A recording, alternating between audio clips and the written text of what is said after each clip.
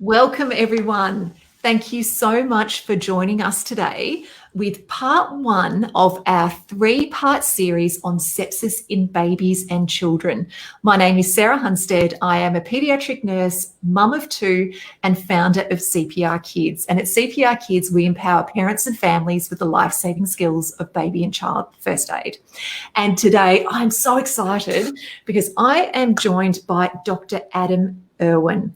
Now, Dr. Irwin, should I lose the Dr. Irwin? Should we just stick with Adam? What do you think? Yeah, much better. So Adam is a senior medical officer in paediatric infectious diseases with Children's Health Queensland, and also a senior lecturer in paediatric infectious diseases with the University of Queensland. So did I get all of that right? Is that correct? So it's a bit long and unwieldy, isn't it? Good, as long as I got it right, which is a fantastic thing. So today we are going to be talking about infectious diseases in children. So remember, this is the first part of our three-part series. And today what we're going to cover is what are infectious diseases, what are the common ones, what are the not so common but essential to know about ones, such as meningococcal disease, and also thinking about what the red flags are and when you need to seek help for your child. We'll also talk a bit about prevention too. It is going to be a jam-packed info session, so if you can't stay on for the whole time, don't worry. All you need to do is just pop back to our pages later and you can watch the recording. But what I would love you to do is if you could just give me a thumbs up or a wave just to make sure that, you know, all the technology is working as it should, because we've had a couple of issues already this morning, nothing that we couldn't handle though. And I would love you to pop in the comments below, just tag anybody who you think will benefit from this essential information. So before I keep chatting along, Adam, could you just tell us, just tell us a little bit about yourself? Why do you have this interest in paediatric infectious diseases? A great question. I think infectious diseases are some of the most common presentations that we see as paediatricians. Very early on in my med school career, I had an interest in infections, and then I spent some time in Africa as a junior doctor, and seeing some of the impact of infectious diseases in children there probably prompted me to pursue that as a career. Yep, fantastic. I was also wondering if you're going to add in there that you have perhaps experienced infectious disease too, because, you know, certainly our kids also like to pass them on to their parents too, don't they? I think that's true, and I think that many of your viewers will have a great deal of experience of children's infectious diseases. Yeah, absolutely. I think we do. I think that's in one of the experiences that we can bring to the forefront without a doubt. And I have a child with who's actually just gotten over a little bit of impetigo, but we'll leave that there. Thank goodness I didn't get it this time as well. Thank goodness for my hand hygiene. But anyway, let's start at the beginning. Tell us, what exactly is an infectious disease? Well, you've made a few references to one or two already, and infections are one of the most common presentations of children to general practice, to primary care and secondary care, and the kinds of things that children will pick up, particularly when they get to daycare in early life, on a regular basis. So things like respiratory infections, chest infections, colds and viruses, diarrhea, skin rashes like impetigo. And I noticed that just a little while ago you had a session on hand, foot and mouth, another extremely common viral infection that many parents will have experienced with their young children. Yep, absolutely. I think it's a rite of passage of childhood. One of the questions that we often get in our classes, Adam, is that when parents and grandparents and aunts, uncles, and just carers of kids, that they notice that particularly when their child starts daycare, that they are sick all the time, just over and over again, and it causes a lot of angst for families as well. Is this something we need to worry about, or is this really benefiting our kids? That's a really important question, and you're absolutely right. That feeling, that perception that young children, as they attend daycare, run into lots of difficulty with acute infections and frequent febrile illnesses associated with a temperature, is borne out by all of the data. We can see very clearly that in the first year after you go to daycare, Children will have lots of acute infections, almost all self-limiting, and it's probably in their interests. So it can be stressful, it can be exhausting for parents of young children in that period, but it would appear that that's a really important part of their immune maturation, and that early exposure to, for the most part, self-limiting common infections is in a child's interests. That's actually quite reassuring. That is very reassuring, because, often you get blinkered down when you're having to take, another week off work, and just being able to see that bigger picture and going, it's okay, this is in my child's best interests, I think is a good thing. So you've highlighted some of the common infections, such as the common cold and things like that. Are there some common ones that you want to go into a little bit more detail with at all? Is there something you want to talk to us about? Well, certainly what I want to emphasize, and what I like to talk about with parents of young children, is how we differentiate from that really common experience that we've just described, those important, common, self-limiting and minor infections that children will overcome, healthy children will overcome, and they'll continue to grow and develop normally. And the small number, and in fact it's an increasingly small number, of really quite serious infections. And sepsis is the term that we give to serious infections that have evolved into something more important, and where the body's immune system has started to go into overdrive and cause damage to the body. And so sepsis itself is not one particular type of infection, but it's the end product of an immune system that's become what we describe as dysregulated, an immune system which has become overactive and started to cause problems in its own right. Okay. Now, there are some particular infections, some particular bacterial infections that were more likely to cause that serious consequence of sepsis. And we have been fortunate in countries like Australia and other high-income countries to have seen a significant reduction in those infections, those bacterial infections particularly, with the introduction of vaccines over the last few decades. So things like the meningococcal vaccine have dramatically reduced the incidence of sepsis as a consequence of that bacteria called meningococcus. And I think you've got a nice image that illustrates this. I do. I love this image because it speaks for itself. Hang on, here we go. Let me just click that in for you. There we go. Do you want to talk us through this, Adam? It's really dramatic, isn't it? I mean, this is 50 years of data from the UK and from a group in Oxford, which demonstrated that with that first arrow, number 1 in the early 90s, that was the introduction of the Haemophilus influenza type B vaccine, the HIB vaccine, and there was this dramatic reduction in the number of children who were being admitted to hospital with serious infections. And following the introduction of the HIB vaccine, that was also replicated with the meningococcal vaccine that I've just talked about, and then the pneumococcal vaccine that some parents will know of as Prevnar. We use a vaccine called Prevnar. And the introduction of these vaccines has really seriously reduced the incidence of serious infections in healthy young children.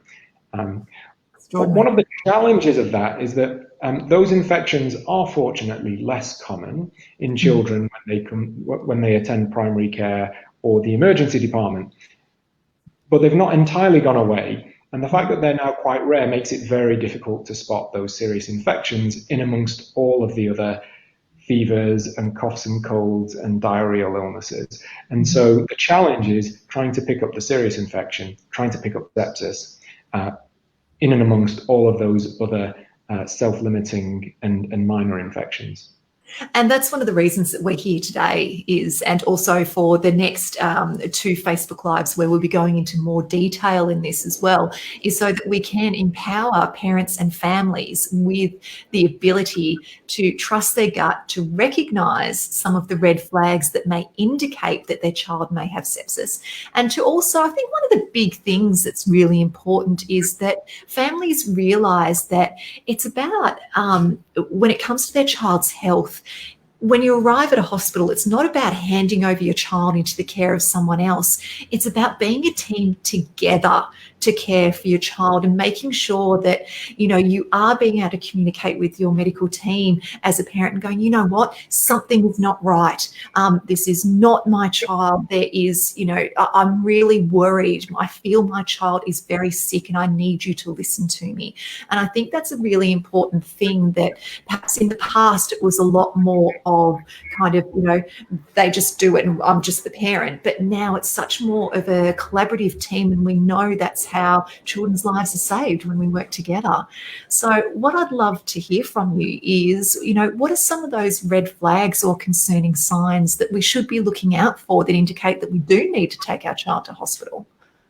I think that's absolutely right, Sarah. I think I'm going to start with the one that you referred to, because for all of the research that we've done and all of the sophisticated tests that we're trying to develop to detect serious infection and sepsis in children with acute infections, one of the best indicators still that we have is the feeling of the family, the feeling of the carer, the feeling of the mother that this particular illness is different to a previous illness. And so that feels a bit subjective, doesn't it? And yet it's one of the best discriminators that we have, when parents who've seen their child have lots and lots of acute illnesses over months or years are presenting and saying, this feels different. There's something about this which is different. Yeah. So yeah, that's in its own right a clinical sign that clinicians should be listening to.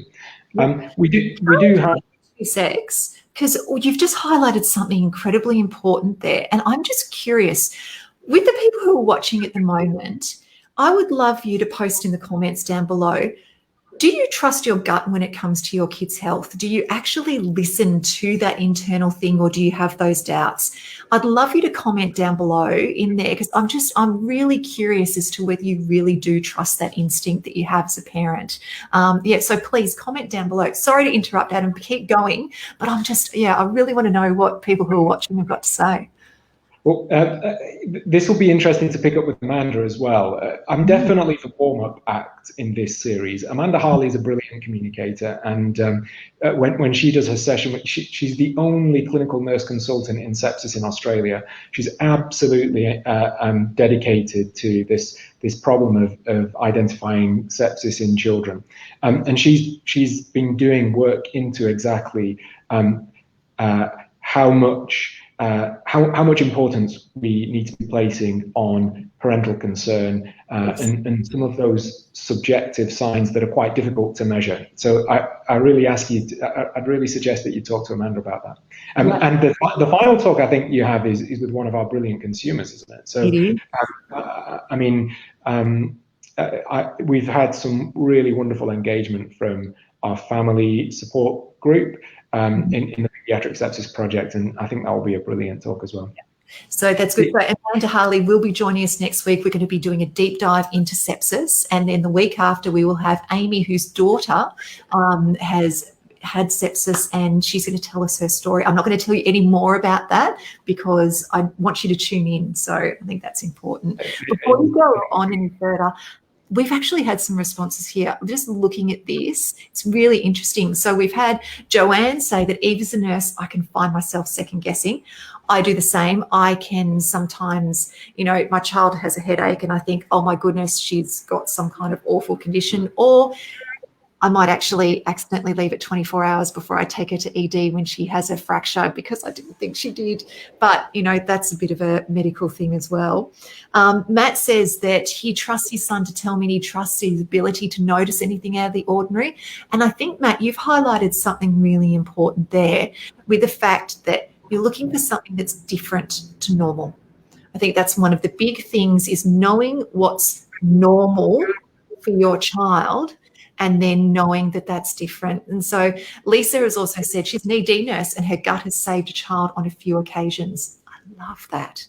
Jenny has also said that she trusts her gut completely, that sepsis can be quite difficult to identify. Yep. And because some of the symptoms are very common to common illnesses. Absolutely.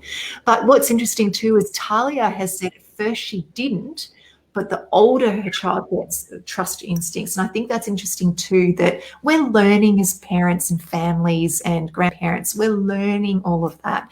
So being able to tune into that and learn from your experience is good too.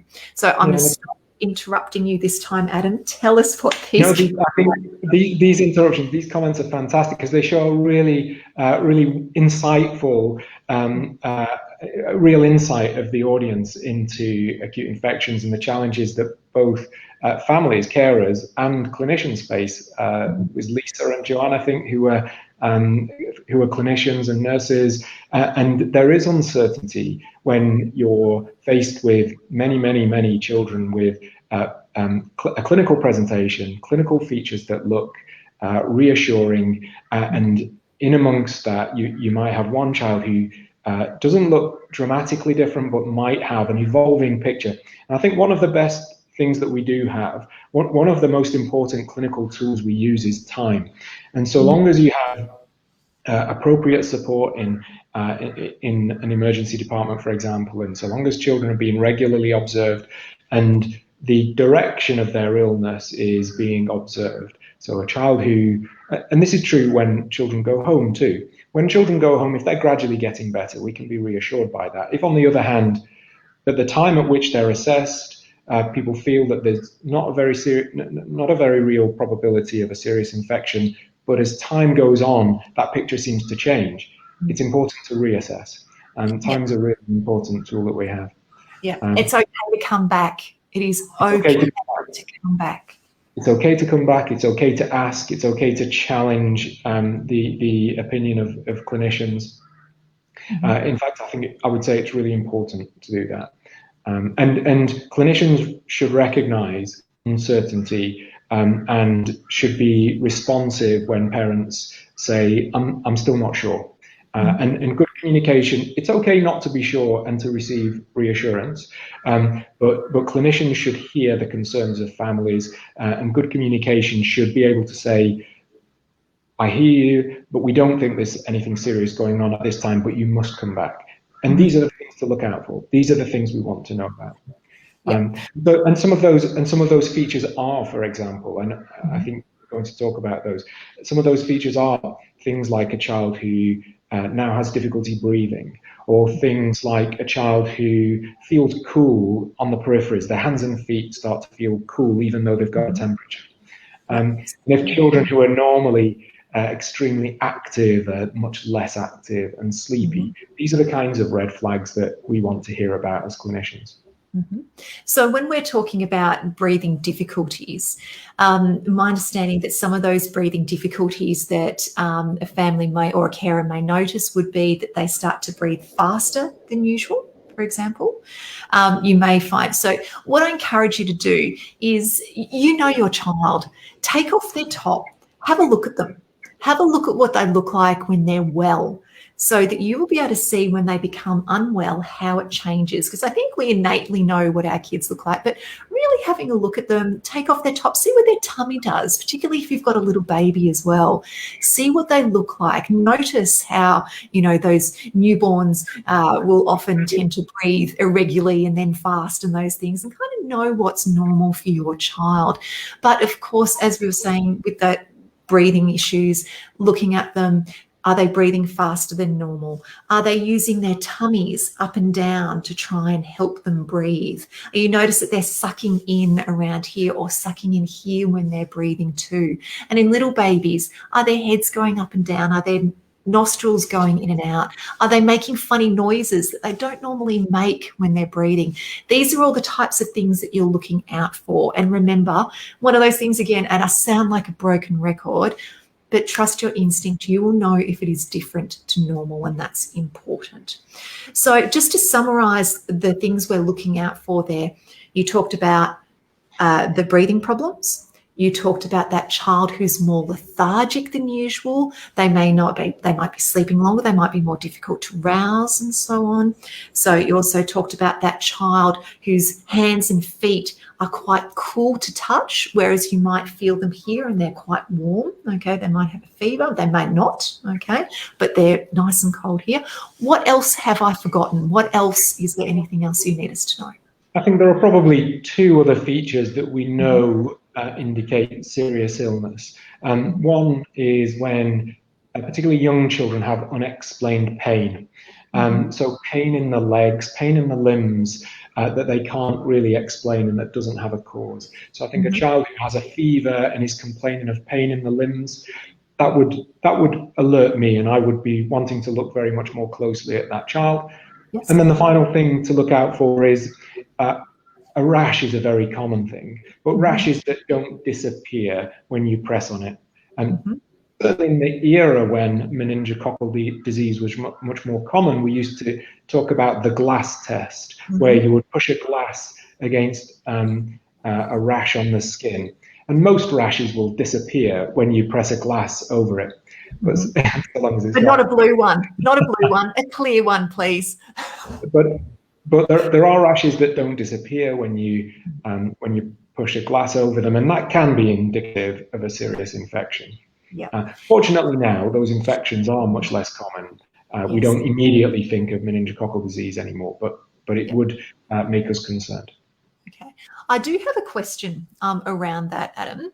So often when we hear about meningococcal disease or concerning rashes that don't go away when they're pressed on, I think a lot of the community belief out there is that's one of the first things that you're going to see when your child is unwell. Is that true, or will you see some of that unwell looking child likely before the rash appears? What kind of order does it go in generally? Yeah, good question. Well, so unfortunately in meningococcal disease, that rash does tend to come up later on in the infectious process, in the illness process.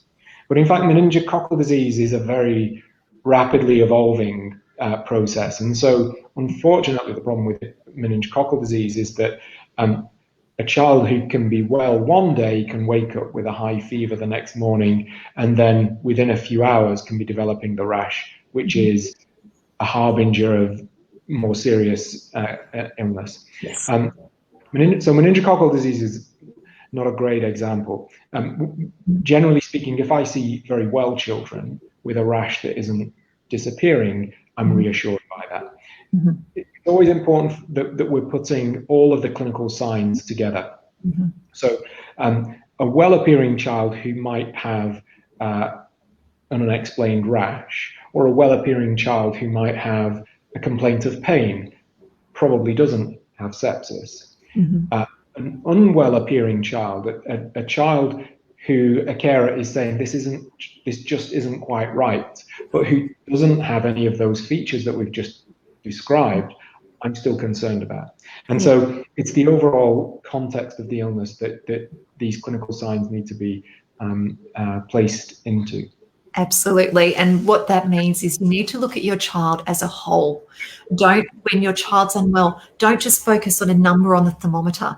Don't just wait and say, okay, no, they're fine, they don't have a rash. Look at your child's overall picture. And I think that's a really, really important thing, that we're not getting bogged down in just little parts of our children or whatever they're showing. I think that's a very, very important thing. Now, before we go on, Adam, Jenny has a question for you. So I'm going to bring this up on the screen. And what I would love is anybody who's tuning in while we are now live, please feel free to pop your questions in the comments below and we will try our best to answer them. However, if you are watching this recording, unfortunately, we're not going to be able to come back and answer individual questions for that, but we encourage you to come back to the next one. So I'll just bring that up on the screen. So Jenny has asked, she has a child, or if you have a child with a pre-existing health condition which is related to cool extremities and lung issues, how would you recognise the indicators? That's a really excellent question, isn't it? And this might relate to, in this case, cool extremities, but for some other children, it might be that they have pre-existing health conditions with rashes, or some children may have developmental problems, which means that they're not very active even when they're well. And so the presence of pre-existing health conditions does complicate the recognition of serious infections. And unfortunately, we know that many children with pre-existing health conditions are at an increased risk of infections as well. I'd probably say what we just touched on, Sarah, which is that we would always put any individual sign in the overall context of the appearance of the child. And so I think if Jenny was looking at a child who just was behaving differently to normal, so based on all of her experience of her child, she felt that she was her child was behaving differently, then that would alert me. So the presence or absence of an individual sign, we shouldn't focus on. I think that's really what you said, wasn't it? Yeah, absolutely. And in knowing what, and when I say normal, okay, I don't mean, normal as in the general, I mean, what is usual for your child? So if you have a child who has a pre-existing health condition, you will know what is their baseline, what is their usual pattern or their usual symptoms, their usual whatever. When that differs from the usual, that's also something that as clinicians, we rely on you to tell us, because we may have seen your child for the first time. We may see, you may have had a few presentations to an emergency department, but you may be seeing somebody completely new. And that's when we rely on you to be able to tell us what is different for your child as well. And I think that's very important. Okay, so thank you for that. And also, Matt has asked a question specifically about sepsis. Now, we will be going into this in depth next week, but you may want to touch on this, Adam, and you may want to show us this really cool gadget that you actually have that I know that Adam's got with him at the moment. So I'll bring up Matt's question. Matt has asked, are there any blood test results that stand out to indicate possible sepsis? Thanks, Matt. That's a great question. And I've probably spent 15 years of my career thinking about this question. And we have some tests that are helpful, but we don't have a single test that will tell us all of those children who do have sepsis, and conversely rule out sepsis in all of the other children. That's the holy grail, and that's certainly the work that many researchers are trying to do. There are lots of different approaches to this. There are many tests that we do use as clinicians, quite simple tests that have been around for many years. Things like a C-reactive protein. It's not a perfect test, it's not a very specific test, but when children have serious infections, they're more likely to have a very high blood level of a C-reactive protein than when they have a self-limiting viral infection.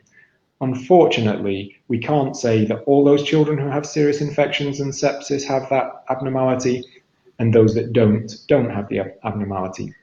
And that's true of most of the tests that we use. We are getting better at refining those tests and combining those tests, and that's research that I do here at the University of Queensland and at Queensland Children's Hospital, and that we're doing throughout Queensland, as are many of our partners around the world. I will just highlight a slightly different approach, though, Sarah, that we're researching, which is that instead of looking for proteins in the blood that our bodies make, we actually look directly for the bacteria in the blood. And this device here, which you can see, is something called an Oxford Nanopore Tech Minion nanopore sequencer. So probably you can probably remember it best as a Minion. It's a Minion device. So whenever I give a presentation of the nanopore sequencer, we always everyone has to put a picture of a Minion on their PowerPoint slides. And so what we do with this is we try to take a clinical sample, and then through this device we read the sequence of any DNA that's in the clinical sample. And the idea would be that we know the DNA sequence of humans, and if we can sequence all of the DNA in a clinical sample and detect DNA that's not human, and detect DNA that's bacterial, and then read the particular sequence of that DNA, then we can identify exactly which bacteria is causing the sepsis, and we can direct our antibiotics accordingly. So it's a really innovative. It's probably something that we're focusing on in intensive care in the most unwell children, when we're most likely to successfully use this kind of device. But it's one of the research approaches that we're taking We received funding from the Queensland Genomics Health, I think they're now called just Queensland Genomics, and the BDHP to do some of that research. So there's some really innovative research going on at the University of Queensland into those tests. That's absolutely fantastic, and to think the time that can be saved with that as well is quite extraordinary. So that's really cool. I love all this stuff. And so as I just noticed, we've been chatting for ages now, which is great, and we've had some fantastic questions as well. But what I would love to know is, certainly Children's Health Queensland have got some fantastic resources for families out there. What is available for information on paediatric sepsis for families, and where do we find it?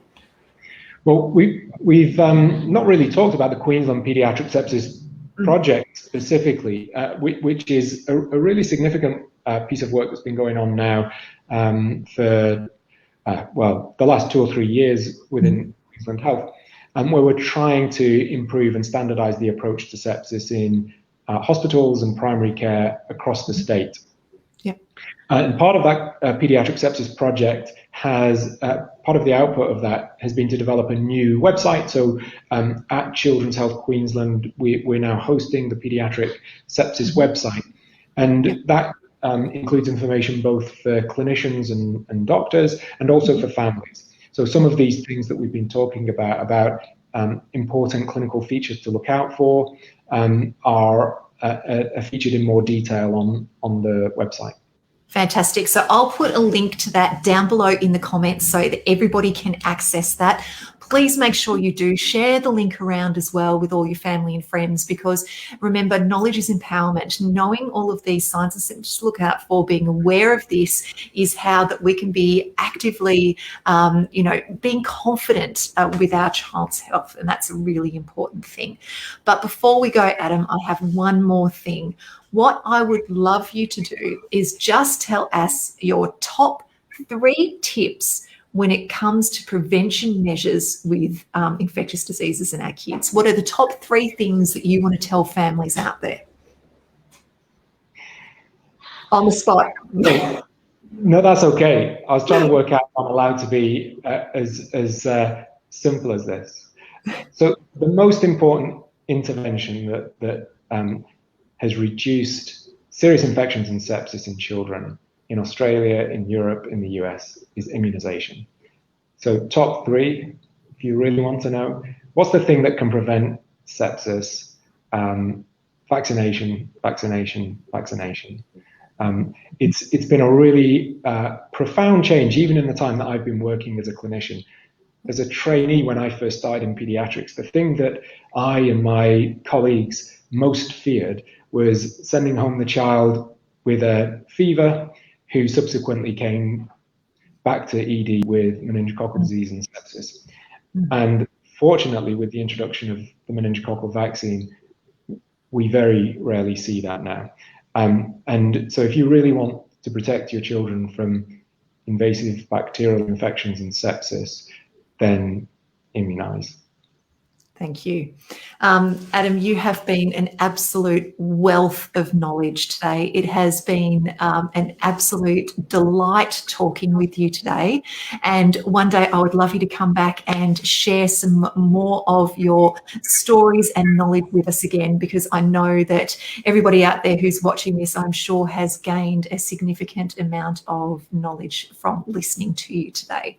So remember, everyone, I will pop in the comments below a link to the website that Adam has been talking about, and join us same time next week with Amanda Harley, who is the CNC, so clinical nurse consultant in sepsis. She is going to have a whole lot of awesome stories. We'll do a deep dive into sepsis, and it is going to be, as much as it's not a lot of fun to talk about this, it's actually going to be fun.